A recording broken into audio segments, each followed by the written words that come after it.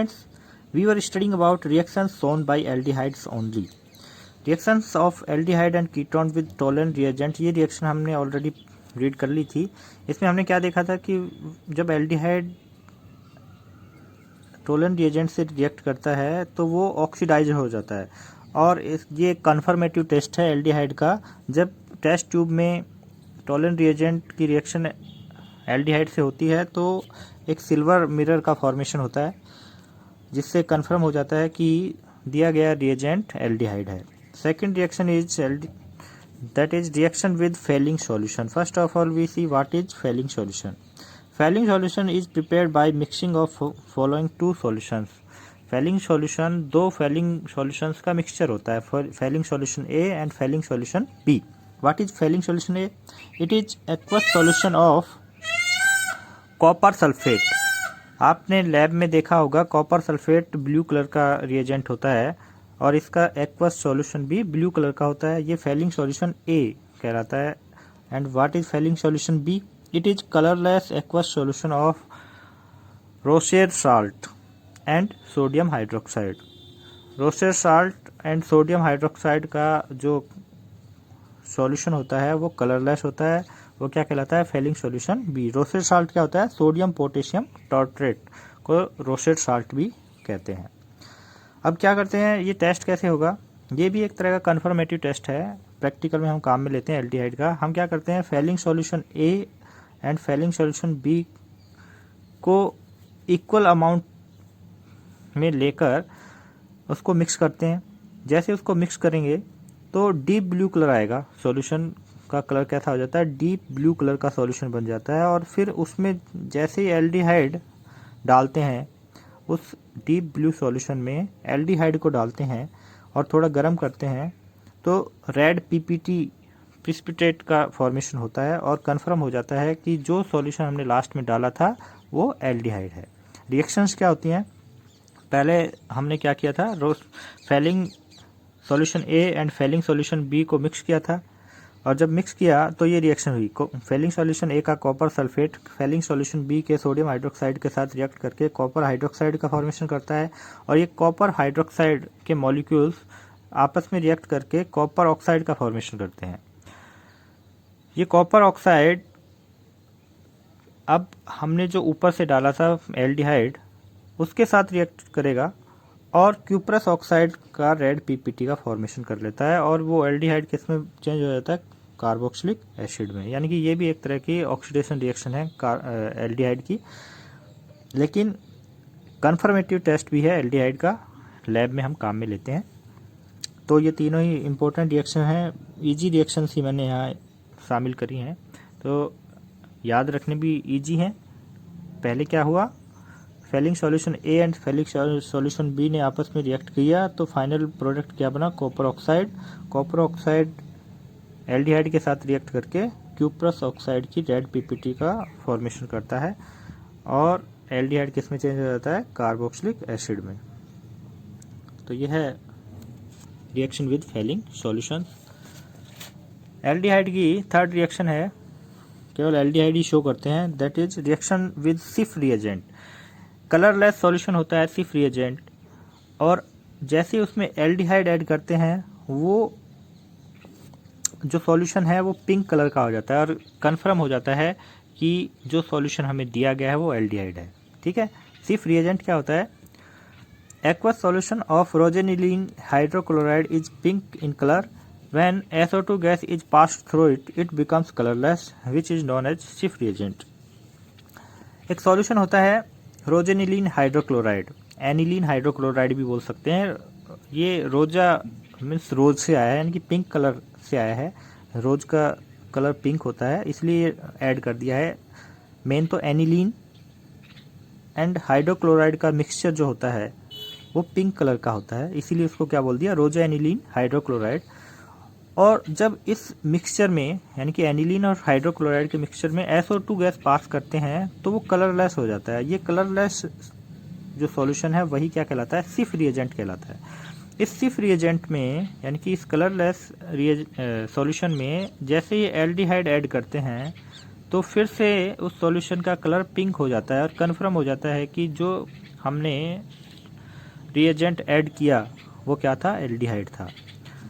All aldehydes give pink colour with Schiff reagent, this is special test for aldehyde. इसकी कोई reaction हमें यहाँ बताने की जरूरत नहीं है, ये सिर्फ टेस्ट है एल्डिहाइड का, और कलर के अकॉर्डिंग हम इसको डिसाइड करते हैं कि दिया गया रिएजेंट एल्डिहाइड है या नहीं। फोर्थ एल्डिहाइड की रिएक्शन है reaction with Benedict solution. Benedict solution is a mixture of copper sulphate, sodium citrate, ये स्ट्रक्चर मैंने यहाँ लिख दिया है, स्ट्रक्चर वैसे आपके किसी काम की नहीं है फिर भी लिख दिया है, एंड सोडियम कार्बोनेट। आपसे जो क्वेश्चन पूछा जाएगा वो यही है कि बेनेडिक्ट सॉल्यूशन क्या होता है, तो आपको ये बताना होगा कि कॉपर सल्फेट, सोडियम साइट्रेट और सोडियम कार्बोनेट का मिक्सचर होता है।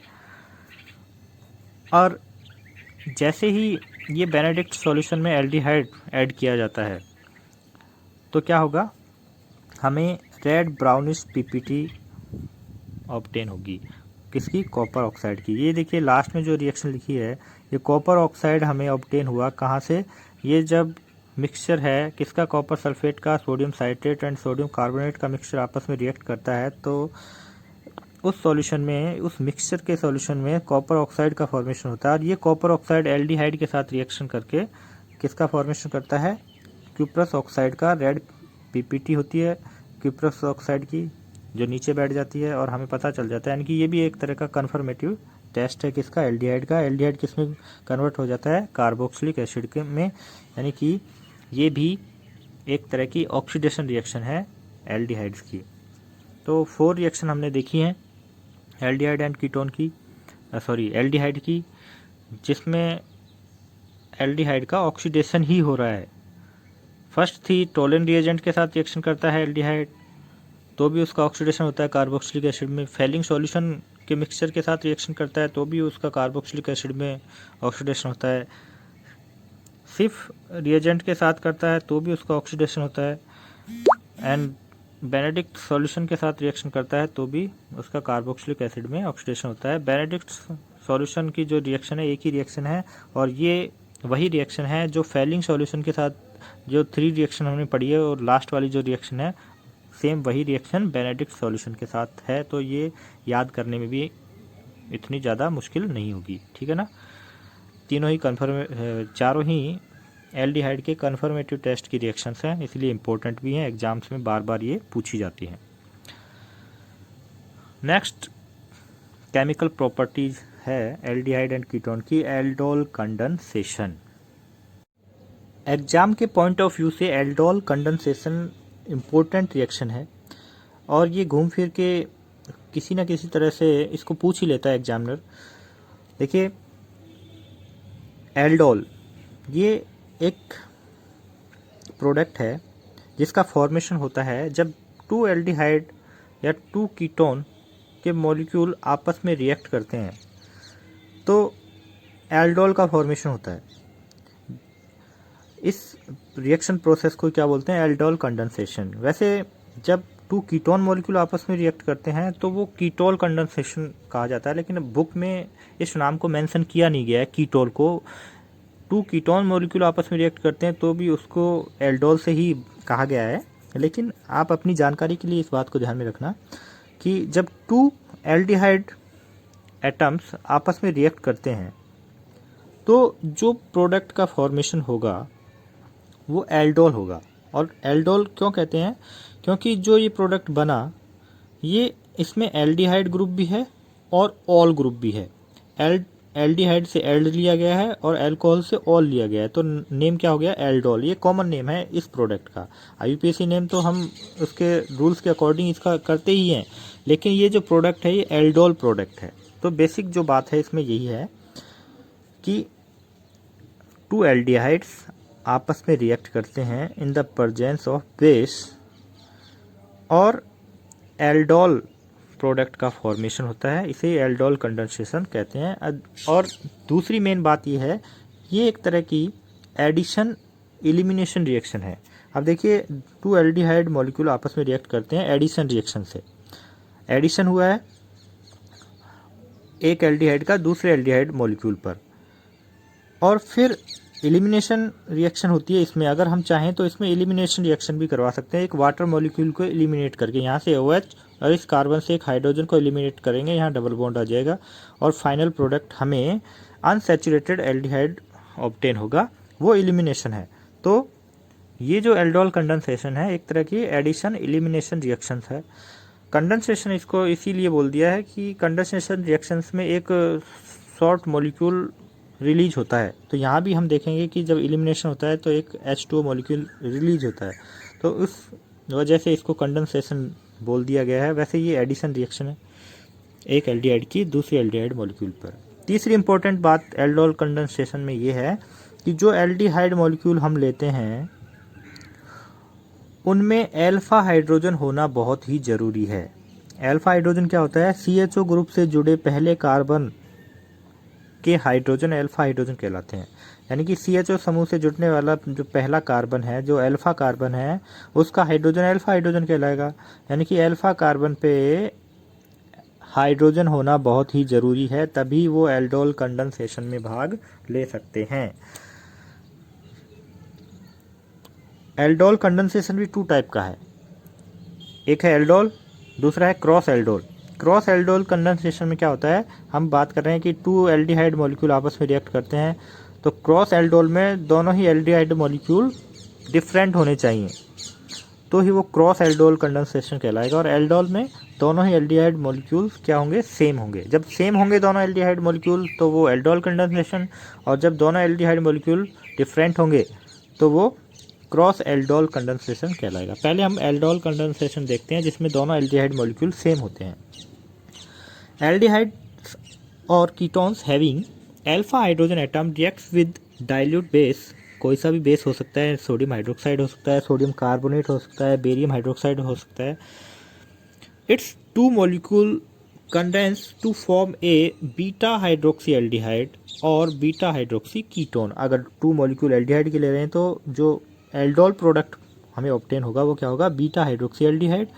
और 2 मॉलिक्यूल कीटोन के ले रहे हैं सेम, तो जो एल्डोल प्रोडक्ट होगा वो क्या होगा? Beta hydroxy ketone. बीटा क्यों बोला है? क्योंकि CHO ग्रुप से जो दूसरा कार्बन जुड़ा है बीटा कार्बन, उस कार्बन पे OH ग्रुप हमेशा अटैच होता है और इसको बीटा हाइड्रोक्सी बोलते हैं।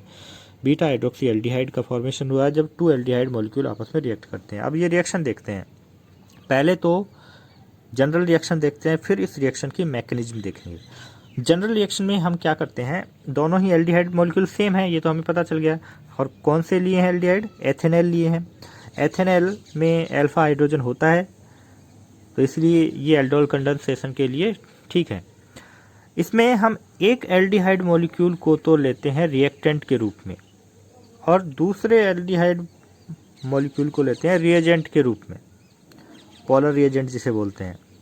तो न्यूक्लियोफिलिक एडिशन रिएक्शन करवाते हैं, रिएक्टेंट पर रिएजेंट अटैक करता है, इस तरह से इसको समझें।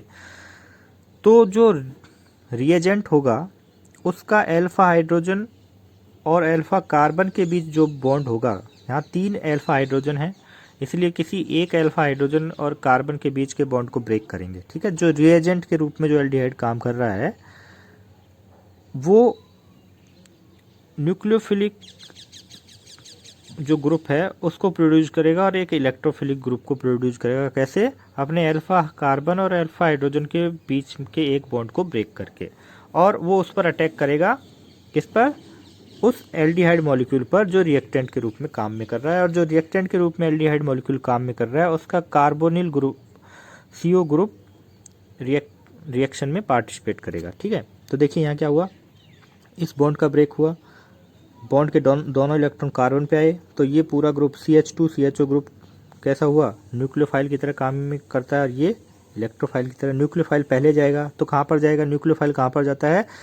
कार्बोनिल ग्रुप के कार्बन पे आकर अटैच होता है, और फिर इलेक्ट्रोफाइल कहाँ पर आकर अटैच होता है? ऑक्सीजन पे।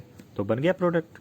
इस कार्बन से कौन जुड़ जाएगा? CH2 CHO। देखिए ये जो कार्बन है, इस कार्बन से कौन जुड़ा? CH2 CHO।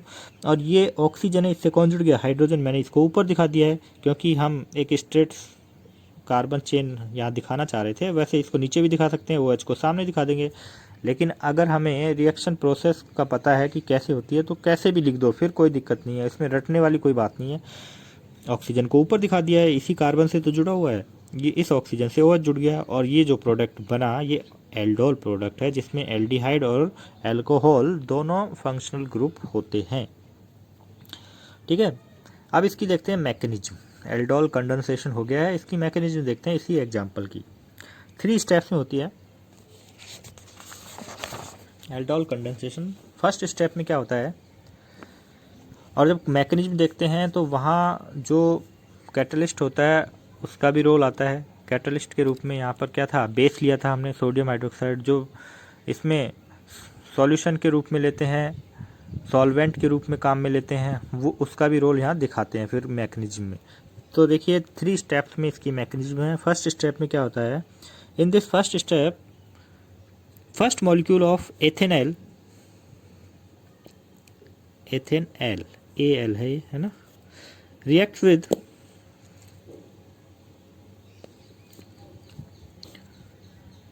dilute sodium hydroxide to form enolate ion which is stabilised by resonance. देखिए फर्स्ट स्टेप में क्या हुआ कि फर्स्ट मॉलिक्यूल जो हम रिएजेंट के रूप में काम में ले रहे हैं एथेनॉल का, वो सोडियम हाइड्रोक्साइड के हाइड्रोक्सिल आयन के साथ रिएक्ट करता है, और ये जो बॉन्ड कार्बन और अल्फा हाइड्रोजन के बीच में जो बॉन्ड है वो ब्रेक होता है। इस हाइड्रोजन को ये सोडियम हाइड्रोक्साइड का हाइड्रोक्सिल ग्रुप इसको अपनी ओर खींच लेता है, अट्रैक्ट कर लेता है।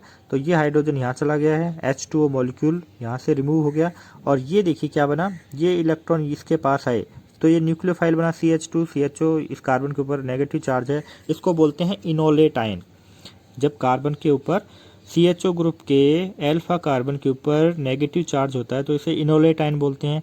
और ये इनोलेट आयन रेजोनेंस के द्वारा स्टेबल हो जाता है। कैसे होगा रेजोनेंस इसमें, ये इलेक्ट्रॉन जैसे ही यहाँ जाएंगे कार्बन ऑक्सीजन के बीच के पाई बॉन्ड के इलेक्ट्रॉन ऑक्सीजन पे चले जाते हैं, यानी कि इस कार्बन का जो नेगेटिव चार्ज है वो एक बार के लिए ख़त्म हो गया, वो आगे चला गया। तो इस तरह से स्टेबल हो जाता है, यानी कि इसको तुरंत ही किसी के साथ रिएक्शन करने की ज़रूरत नहीं है, इसीलिए थोड़ा स्टेबल हो जाता है। ये वेट करता है किसका, दूसरे एथेनॉल के मॉलिक्यूल का वेट कर सकता है, और जो आयन जितनी ज़्यादा देर वेट कर सकता है उसके प्रोडक्ट में बदलने की जो प्रोबेबिलिटी है वो उतनी ही ज़्यादा होती है। तो ये है इनोलेट आयन। ये ध्यान रखना कि एग्जाम में इनोलेट आयन की स्ट्रक्चर भी पूछी जा सकती है। तो एक बात अभी दिमाग में डाल लो कि CHO ग्रुप से जुड़े पहले कार्बन के ऊपर नेगेटिव चार्ज होता है, वो इनोलेट आयन होता है। आगे चाहे कितनी भी लंबी कार्बन चेन जुड़ी हो वो सेम वैसी की वैसी लिखनी है। ठीक है, सेकंड स्टेप में क्या होगा, enolate ion attacks on the second molecule of ethanol and form anion. अभी ये न्यूक्लियोफाइल की तरह रिएक्ट करेगा, और ये किसके ऊपर अटैक करेगा, सेकंड मॉलिक्यूल ऑफ एथेनॉल के। किसके ऊपर अटैक करेगा, कार्बोनिल ग्रुप के कार्बन के साथ जाकर ये अटैच हो जाएगा। जैसे ही ये इसके साथ अटैच होगा, CO ग्रुप के कार्बन ऑक्सीजन के बीच जो डबल बॉन्ड था उसमें एक ही बॉन्ड बचेगा, और पाई बॉन्ड के इलेक्ट्रॉन ऑक्सीजन पे चले जाएंगे तो एक एनायन का फॉर्मेशन होगा। और थर्ड स्टेप में क्या होगा, ये जो एनायन का फॉर्मेशन हुआ है, anion abstract proton from water and form aldol product. अभी ये एनायन वाटर मॉलिक्यूल के साथ रिएक्ट करेगा और यहाँ से एक प्रोटॉन को एब्स्ट्रैक्ट कर लेगा, तो ये किस में चेंज हो जाएगा, अल्कोहल में, OH में चेंज हो गया। बस इतना ही था इस रिएक्शन में। और ये OH माइनस वापस रिलीज हो जाता है। जिसने रिएक्शन में पार्टिसिपेट किया था, कैटालिस्ट का काम ही यही है, रिएक्शन को शुरू करवाता है और लास्ट में निकल जाता है। तो ये एल्डोल प्रोडक्ट हमें ऑब्टेन हुआ। लास्ट में हम क्या कर रहे हैं, ये जो एल्डोल प्रोडक्ट है इसमें एलिमिनेशन रिएक्शन भी कर सकते हैं। When this aldol product heated with dilute acid it form alpha beta unsaturated aldehyde by the elimination of H2O molecule. यहाँ से देखिए इस कार्बन यानी कि बीटा कार्बन पे OH ग्रुप था, और इस कार्बन से अल्फा कार्बन से जो 2 हाइड्रोजन है उसमें से एक हाइड्रोजन को एलिमिनेट कर देते हैं। इस कार्बन और इस कार्बन की वैलेंसी फ्री होती है और यहाँ डबल बॉन्ड बन जाता है। इसे बोलते हैं अल्फा बीटा अनसैचुरेटेड एल्डिहाइड, क्योंकि अल्फा और बीटा कार्बन के बीच में डबल बॉन्ड है। तो ये एक तरह की एडिशन एलिमिनेशन रिएक्शन है, इम्पोर्टेंट है एल्डोल कंडेंसेशन। अगले वीडियो में हम देखेंगे क्रॉस एल्डोल कंडेंसेशन, जिसमें 2 डिफरेंट एल्डिहाइड मॉलिक्यूल्स की आपस में रिएक्शन करवाएंगे और देखेंगे क्या क्या प्रोडक्ट उसमें ऑब्टेन हो सकते हैं।